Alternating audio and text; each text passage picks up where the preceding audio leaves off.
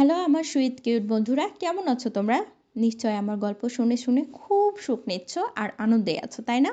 তোমাদের আনন্দ দিতেই তো আমি নিয়মিত তোমাদের জন্য নতুন নতুন গল্প নিয়ে হাজির হয়ে যাই। অনেকেই আমার ইমো নম্বর চেয়েছেন, তো আসলে সবাইকে তো আর নাম্বার দেওয়া সম্ভব নয়। আমার চ্যানেলে সাবস্ক্রাইব করে কমেন্টে লিখুন আমি চাই, তাদেরকে আমি ইমোতে প্রাইভেট গ্রুপে অ্যাড করে নিব। ধন্যবাদ। আমি ঈশা, খুব সাধারণ মেয়ে। বই খাতা আর নিজের ছোট্ট পৃথিবীর বাইরে খুব বেশি কিছু নিয়ে ভাবতাম না, কিন্তু একটা মানুষ এসেছিল আমার জীবনে, যে আমার এই ছোট্ট পৃথিবীটাকে রঙিন করে তুলেছিল। সে তানভীর। ওর সাথে আমার প্রথম দেখা হয়েছিল এক দুপুরে আমাদের বিশ্ববিদ্যালয়ের ক্যাম্পাসে। আমি লাইব্রেরির করিডোরে দিয়ে যাচ্ছিলাম, তখনই পেছন থেকে কাঁধে একটা টোকা দেয়। বলে, এই যে ম্যাডাম, এত সিরিয়াসলি হেঁটে যাচ্ছেন, একটু হাসবেন না? আমি ভ্রু কুঁচকে তাকালাম। ছেলেটার মাথায় হালকা উস্কো খুস্কো চুল, চোখে অদ্ভুত এক রসিকতা, আর মুখে চিরচেনা দুষ্টু হাসি। আমি বললাম, আমি কি আপনাকে চিনি? আমি অবশ্য একটু বিরক্তি হয়েছিলাম। ওর হাসিটা আরো বড় হলো। বলল, আমি তো তোমায় চিনতে চাই। আমি দ্রুত পা বাড়ালাম, কিন্তু এই ঘটনার পর থেকেই তানভীর যেন আমার চারপাশের বাতাসে মিশে গেল। লাইব্রেরি, ক্লাসরুম, ক্যান্টিন, সব জায়গাতেই ওর সেই দুষ্টু উপস্থিতি। প্রথম দিকে বিরক্ত লাগতো, কিন্তু ধীরে ধীরে আমি বুঝতে পারলাম ওর এই সরল হাসির পেছনে একটা বিশুদ্ধ বন্ধুত্ব লুকিয়ে আছে। দিনগুলো কেটে যাচ্ছিল। একদিন দুপুরে আমি ক্যাম্পাসের গাছতলায় বসে একটা বই পড়ছিলাম। হঠাৎ দেখি তানভীর পাশে এসে বসে বলল, ঈশা, তোমাকে একটা কথা বলবো?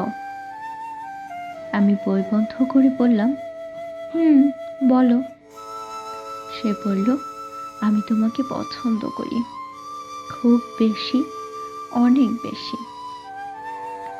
আমি ওর কথা শুনে স্তব্ধ হয়ে গেলাম। ওর দিকে তাকিয়ে রইলাম কিছুক্ষণ, আর ওর চোখে এতটা সরলতা দেখে কিছুই না বলতে পারলাম না। সেদিন থেকে শুরু হলো আমাদের পথ চলা। তানভীর ছিল অসম্ভব দুষ্টু প্রকৃতির। সকালে ফোন করলে বলতো, আজকে ক্লাস বর্জন করো, আমরা ঘুরতে যাব। আমি রেগে বলতাম, না, পড়াশোনা শেষ করে তবে ঘুরতে যাব। কিন্তু দিন শেষে ঠিকই ওর বাইকের পেছনে বসে শহরের অলিগলিতে ঘুরে বেড়াতাম। বিকেলে নদীর ধারে বসে ও গিটার বাজাতো, আর আমি মুগ্ধ হয়ে সেটা শুনতাম। ওর সাথে থাকা মানে হাসি, আনন্দ আর এক গাছ ভালোবাসা। একদিন আমরা দুজন মেলায় গিয়েছিলাম। তানভীর একটা ছোট্ট টেডি বিয়ার কিনে দিল আমাকে। বলল, যখন আমি থাকবো না, এটা আমার জায়গা নেবে। আমি অবাক হয়ে জিজ্ঞেস করলাম, কেন থাকবে না? তানভীর শুধু মুচকি হেসে বলেছিল, সব মানুষ সব সময় পাশে থাকতে পারে না ঈশা, কিছু সময় শুধু স্মৃতি থাকে। আমি হাসতে হাসতে বলেছিলাম, ভুলে যেও না, আমি কিন্তু তোমার অপেক্ষায় থাকবো। সবকিছু এত সুন্দর চলছিল, কিন্তু হঠাৎ একদিন তানভীর বলল, আমাকে একটু দূরে যেতে হবে ঈশা, চাকুরির জন্য, শুধু কয়েক মাস। আমার মনটা কেমন যেন হয়ে গেল। ওর মুখে হাসি থাকলেও চোখে কেমন একটা যেন চাপা কষ্ট ছিল।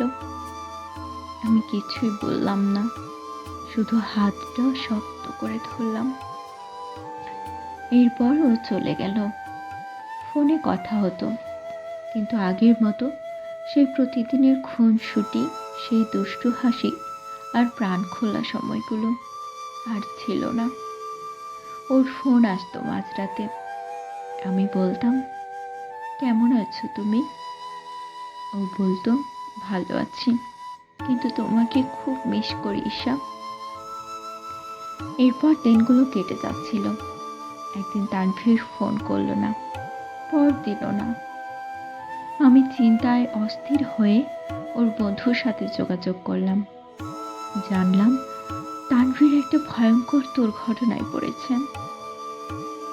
হাসপাতালের কেবিনে ওকে যখন দেখলাম, মনে হচ্ছিল কোনো শব্দই নেই পৃথিবীতে, শুধু ও শুয়ে আছে, নিথর আর নিস্তব্ধ। আমি হাতটা ছুঁয়ে দিয়ে বললাম, তুমি বলেছিলে আমি তোমার অপেক্ষায় থাকবো, তুমি কি এভাবে চলে যাবে? তানভীর চোখ খুলে ফিসফিস করে বললাম, আমি আছি তো তোমার কাছে, ছিলাম, আছি আর থাকবো। ওর হাতটা ঠান্ডা হয়ে আসছিল। আমি চিৎকার করে কেঁদে উঠলাম, কিন্তু আমার কান্নার শব্দে ও আর সাড়া দিল না। আজও তানভীরের দেওয়া সেই ছোট্ট টেডি বিয়ারটা আমার বালিশের পাশে থাকে। ওর দেওয়া প্রতিটা মুহূর্ত আমার মন গেঁথে আছে। ওর ভালোবাসা কখনো ফুরিয়ে যায়নি। আজও বিকেলে নদীর ধারে গিয়ে বসি, গুনগুন করে গাই, তুমি নেই তবু আছো আমার হৃদয়ের গভীরে। আমি জানি তানভীর চলে গেছে, কিন্তু ওর স্মৃতি, ওর ভালোবাসা আমার সাথে সারা জীবন থাকবে। আমি আজও ওর অপেক্ষায়